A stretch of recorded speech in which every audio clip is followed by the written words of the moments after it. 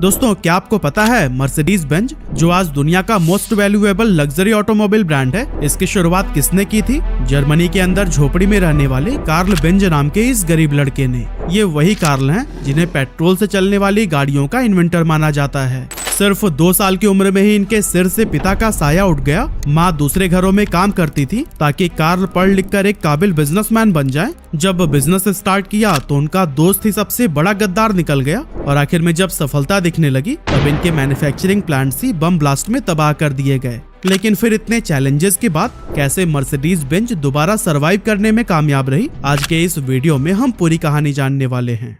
तो दोस्तों, Mercedes Benz की कहानी स्टार्ट होती है 25 नवंबर 1844 से, जब जर्मनी के मूलबर्ग टाउन में कार्ल बेंज का जन्म हुआ था। इनके पिता पेशे से एक लोको पायलट थे, इसीलिए शुरुआत में कार्ल और उनकी फैमिली फाइनेंशियली स्टेबल हुआ करती थी। लेकिन जन्म के सिर्फ 2 साल के बाद ही जब इनके पापा का देहांत हो गया, तब परिवार पर मानो दुखों का पहाड़ टूट पड़ा और फैमिली को चलाने के लिए अब उनकी माँ को बाहर निकलना पड़ा। कार्ल बेंज की माँ ने दूसरे के घरों में काम करने की तरह कई सारे अलग अलग जॉब्स की, जिससे कि कार्ल को किसी भी तरह की कोई कमी महसूस न हो। और दोस्तों, कार्ल बेंज ने भी अपनी माँ की मेहनत और सैक्रिफाइसेस को समझते हुए दिल लगाकर पढ़ाई की। उन्हें केमिस्ट्री और मैकेनिक्स बहुत ज्यादा पसंद थे, जिसका असर ये हुआ कि सिर्फ 15 साल की उम्र में ही उन्होंने मैकेनिकल इंजीनियरिंग के एग्जाम को भी क्वालिफाई कर लिया था। और फिर कार्ल जुए पॉलिटेक्निकल स्कूल से इंजीनियरिंग कंप्लीट करने के बाद अगले कुछ सालों में कार्ल बेंज ने 7 अलग अलग जगहों पर काम किया, जहां उन्हें कई तरह की नई नई स्किल्स डेवलप करने का मौका मिल गया।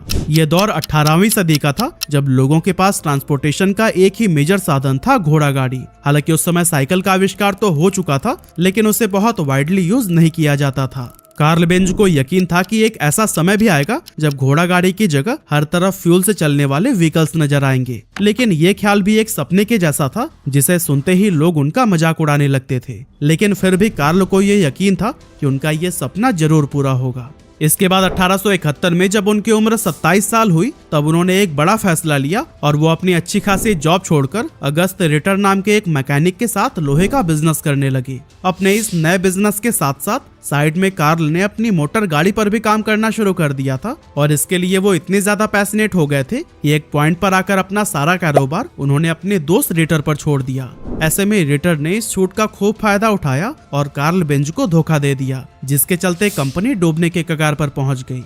लेकिन दोस्तों, इस मुश्किल टाइम में उनकी लाइफ में एंट्री हुई बेर्था रिंगर की, जो कि आगे चलकर उनकी पत्नी बनी। बेर्था एक बहुत ही अमीर परिवार से थी और उनके पेरेंट्स ने उनके दहेज के लिए बहुत सारे पैसे जमा कर रखे थे। और दोस्तों, उन्हीं पैसों से ही कार्ल और बेर्था ने मिलकर कंपनी में अगस्त रिटर का जितना भी शेयर था वो सारा खरीद लिया। इस तरह से अब लोहे का यह बिजनेस पूरी तरह से कार्ल और उनकी पत्नी बेर्था का हो गया था। आगे चलकर 1879 में कार्ल ने गैसोलीन से चलने वाले 2 स्ट्रोक इंजन का आविष्कार किया और अपने नाम उसका पेटेंट भी करा लिया। इसके अलावा Karl Benz battery system, spark plug, clutch gear, carburettor और गियर शिफ्ट जैसे कई सारे पेटेंट अपने नाम करा चुके थे। लेकिन अनफॉर्चुनेटली इसके बावजूद भी कंपनी कोई खास प्रॉफिट जनरेट नहीं कर पा रही थी और इसी के चलते उन्होंने अपनी इस कंपनी के शेयर्स बेचने शुरू कर दिए। एक टाइम तो ऐसा भी आया जब खुद ही की कंपनी में कार्ल का शेयर सिर्फ 5% रह गया था और इसका असर यह हुआ कि कंपनी में इनकी रेप्यूटेशन लगभग न के बराबर रह गई, जिसके चलते कार्ल बेंज ने यहाँ से बाहर निकलने में ही अपनी भलाई समझी।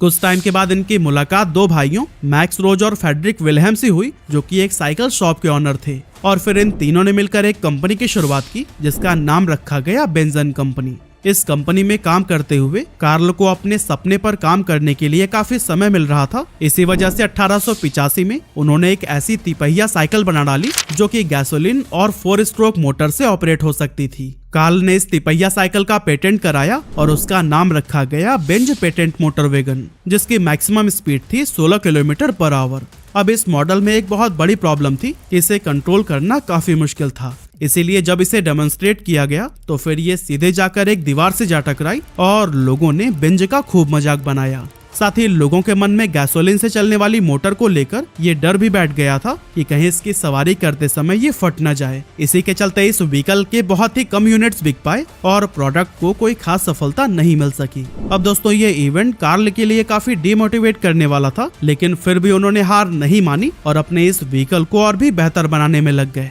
इसके बाद 1889 में उन्होंने अपने उस व्हीकल का मॉडल 2 निकाला और फिर सेम ईयर मॉडल 3 को भी बना डाला। अब क्योंकि पहले डेमोन्स्ट्रेशन के टाइम पर जो हादसा हुआ था उसे कार्ल अब तक भूल नहीं पाए थे, इसीलिए वो इन मॉडल्स की पब्लिसिटी नहीं करना चाहते थे। लेकिन उनकी पत्नी बिरथा को लगता था कि मॉडल 3 हर तरह से परफेक्ट है और इसे डेमोन्स्ट्रेट करना ही चाहिए। लेकिन काफी समझाने के बाद भी कार्ल बेंज इसके लिए राजी नहीं हुए। और दोस्तों इसी बात से ही परेशान होकर एक सुबह बिरथा ने बहुत बड़ा स्टेप ले लिया और अपने दोनों बच्चों को इस मोटर वैगन में बिठाकर अपनी माँ से मिलने चली गईं। और दोस्तों आपको हम बता दें कि यही 107 किलोमीटर की ही जर्नी थी जिसने कि ऑटोमोबाइल इंडस्ट्री को हमेशा के लिए बदल कर रख दिया। रास्ते में जब लोगों ने इस तिपहिया वाहन को बिना किसी घोड़े के चलते हुए देखा तो फिर लोग डरकर भागने लगे, जैसे कि उनके सामने से कोई प्रेत गुजर रहा हो। बिरथा अपनी गाड़ी के साथ जिस भी रास्ते से गुजरती थी वहाँ का दृश्य यही रहता था। रास्ते में कई बार ये गाड़ी खराब भी हुई जिसे बिरथा खुद रिपेयर करती थी और आगे का सफर जारी रखती। मॉडल 3 की फ्यूल कैपेसिटी सिर्फ 4.5 लीटर की थी, इसलिए रास्ते में विस्लोच पहुंचकर उनका ईंधन खत्म हो गया। इसके बाद उन्होंने पास में ही मौजूद सिटी फार्मेसी से एक पेट्रोलियम सॉल्वेंट लिग्रोइन को खरीदा और उसे गाड़ी में डाल दिया। यही कारण है कि सिटी फार्मेसी को आज भी दुनिया का पहला फिलिंग स्टेशन कहा जाता है। इस सफर के दौरान बिरथा ने देखा कि मोटर गाड़ी में लगा हुआ ये लकड़ी का ब्रेक काफी घिस चुका है और सही तरह से काम नहीं कर पा रहा है, इसीलिए उन्होंने इसे रिप्लेस करके लेदर का ब्रेक लगवा लिया, जिसके चलते उनका सफर और भी ज्यादा आसान हो गया। इस तरह से खराब रोड, बार बार बंद होती मोटर गाड़ी और इसी तरह के कई सारे प्रॉब्लम्स को फेस करने के बाद आखिरकार उन्होंने 12 घंटे में अपना सफर पूरा कर लिया। कुछ समय अपनी माँ के पास रहने के बाद बिरथा वापस कार्ल के पास आई और उन्हें मोटर गाड़ी में आने वाली सभी प्रॉब्लम्स के बारे में बताया। और दोस्तों बाद में उनकी फीडबैक से इस व्हीकल को और भी ज्यादा इम्प्रूव कर दिया गया। इसके अलावा बिरथा का ये सफर इतना पॉपुलर हो गया था कि दूर दूर से लोग कार्ल के पास इस मोटर गाड़ी को देखने आने लगे थे। इस पॉपुलैरिटी के चलते कंपनी का इंटरनल कंबशन इंजन भी खूब बिका और फिर देखते ही देखते बेंज एंड कंपनी उस समय दुनिया की सबसे बड़ी ऑटोमोबाइल कंपनी बन गई। 1893 में कार्ल बेंज ने अपनी गाड़ी को बेंज विक्टोरिया का नाम दिया, जो कि उस समय की सबसे लग्जरियस गाड़ी मानी जाती थी। इसके बाद से 1899 में इनकी कंपनी ने वर्ल्ड वाइड 572 कार्स बेची, जो कि उस समय एक बहुत बड़ा नंबर था, क्योंकि उस दौर में ट्रैवलिंग का मेन साधन घोड़ा गाड़ी को ही माना जाता था और इस तरह की मोटर गाड़ियों का इस्तेमाल सिर्फ शाही परिवार या फिर बहुत ही रईस लोग किया करते थे। अब दोस्तों उस टाइम पर कार्ल की एक राइवल कंपनी भी थी जिसका नाम था डैमलर मोटर्स। इसे दो पार्टनर गॉटलिब डैमलर और हेनरी जॉन लॉसन चलाया करते थे और उनकी वो कंपनी भी कमाल के मोटर कार्स बनाती थी। एक्चुअली डैमलर को एक ऐसा इंजन बनाने में कामयाबी मिल गई थी जिसे मोटरसाइकिल, नाव या किसी भी ट्रॉली से जोड़कर चलाया जा सकता था। गॉटलिब डैमलर एक बेहतरीन इंजीनियर होने के साथ साथ एक बहुत अच्छे बिजनेसमैन भी थे, जिनके अंडर कंपनी ने काफी ग्रोथ देखी थी। साथ ही मार्च 1901 में उन्होंने मर्सिडीज 35 HP नाम की एक कार को लॉन्च किया था, जो कि आजकल के कार से काफी मिलती जुलती थी और उस टाइम इसे बहुत ज्यादा पॉपुलैरिटी मिली। ये ऐसा समय था जब दोनों कंपनीज यानी कार्ल की बेंज एंड कंपनी और गॉटलिब डैमलर की डैमलर मोटर्स हर रोज नए नए रिकॉर्ड्स बना रही थी। लेकिन तभी वर्ल्ड वॉर 1 शुरू हो गया, जिसका असर कंपनीज के प्रोडक्शन पर पड़ा और दोनों भारी लॉस में चली गयी।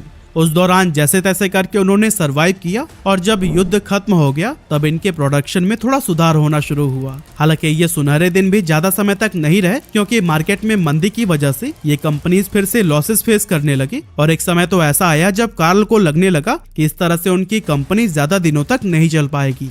इधर गॉटलिब डैमलर की भी गाड़ियां नहीं बिक रही थी और लगातार लॉसेस की वजह से वो भी परेशान रहने लगे थे। फिर आया साल 1926 जब दोनों कंपनीज ने एक दूसरे के साथ मर्ज होने का फैसला कर लिया। इस तरह से बेंज एंड कंपनी और डैमलर मोटर्स को मिलाकर एक बिल्कुल नई कंपनी की शुरुआत हुई, जिसका नाम रखा गया डैमलर बेंज। और दोस्तों यही कंपनी आगे चलकर मर्सिडीज बेंज के नाम से जानी गई। आने वाले सालों में इन दोनों कंपनीज ने मिलकर कई सारे बेहतरीन मॉडल्स को मार्केट में उतारा और फिर धीरे धीरे आगे बढ़ने लगे। हालांकि इस मर्जर के सिर्फ 3 साल के बाद ही कार्ल बेंज की मौत हो गई, लेकिन फिर भी कंपनी के ऑपरेशंस या फिर उसकी क्वालिटी में किसी भी तरह की खामियां नहीं देखी गयी। कंपनी नए नए मॉडल्स उतार रही थी और हर मॉडल में नए व एडवांस इंप्रूवमेंट देखने को मिल रहे थे, जो कि लोगों को खूब पसंद आए। जैसे कि Mercedes Benz 710 SS, Mercedes Benz 770 की तरह और भी कई सारे। ये वो दौर था जब कंपनी ने पहली बार सफलता का इतिहास लिखा और 7000 कारें बेची। लेकिन 1933 में जैसे ही जर्मनी की सत्ता एडोल्फ हिटलर के हाथों में आई, मानो उस समय से सब कुछ बदल गया। हिटलर को मर्सिडीज बहुत पसंद थी और उसे कई बार इन कार्स में भी देखा गया था। अब हिटलर चाहता था कि पूरी दुनिया में ही जर्मनी की कार्स की बात हो, इसलिए वो कंपनी पर प्रेशर बनाने लगा कि वो ऐसी कार्स बनाए जो कि स्पीड में सबको पीछे कर दे। और दोस्तों हिटलर के दबाव में कंपनी ने ऐसा ही किया। यही वजह थी कि 1934 से 1939 तक मैक्सिमम रेस में मर्सिडीज की ही गाड़ियां विनर रहीं। हालांकि 1939 में जब वर्ल्ड वॉर 2 शुरू हो गया तब यह कंपनी के लिए बहुत बड़ी मुसीबत साबित हुई। युद्ध में इनके कई सारे प्लांट्स बम ब्लास्ट में जलकर राख हो गए, साथ ही सेल्स पर भी बहुत बुरा असर पड़ा।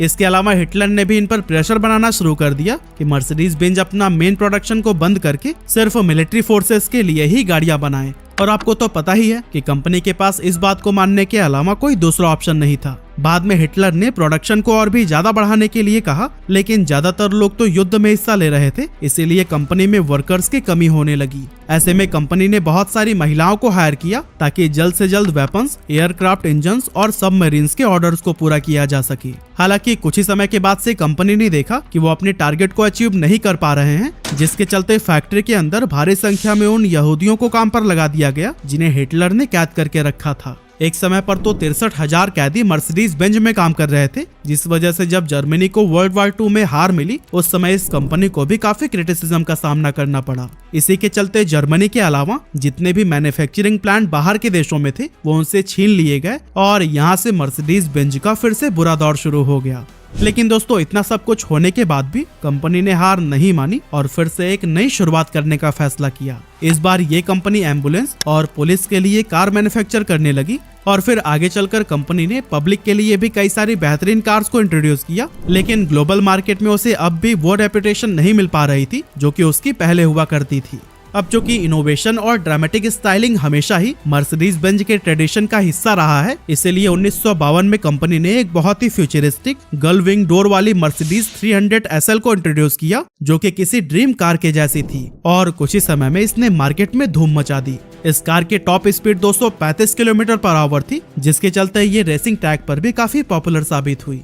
1953 में कंपनी ने मर्सिडीज बेंज W120 और 121 सीरीज को इंट्रोड्यूस किया और इस सीरीज में मर्सिडीज बेंज 180 व 190 मॉडल को शामिल किया गया था जो कि एवरीडे यूज के लिए बहुत ही कॉम्पैक्ट कार थी। इसके अलावा मर्सिडीज बेंज 220, 220S और 190 SL की तरह और भी कई सारे कार लॉन्च किए गए, जिससे कंपनी धीरे धीरे ग्लोबल मार्केट में दोबारा से अपना प्रेजेंस कायम करने लगी। इसके बाद से कंपनी ने कई तरह के सेफ्टी एंड टेक्नोलॉजिकल इन्वेंशंस किए, जैसे कि ये दुनिया की पहली कार कंपनी थी जिसने अपनी गाड़ी में 4 वॉल्व डीजल इंजन फिट किया था ताकि कार के परफॉर्मेंस को और भी स्मूथ और इनहेंस किया जा सके।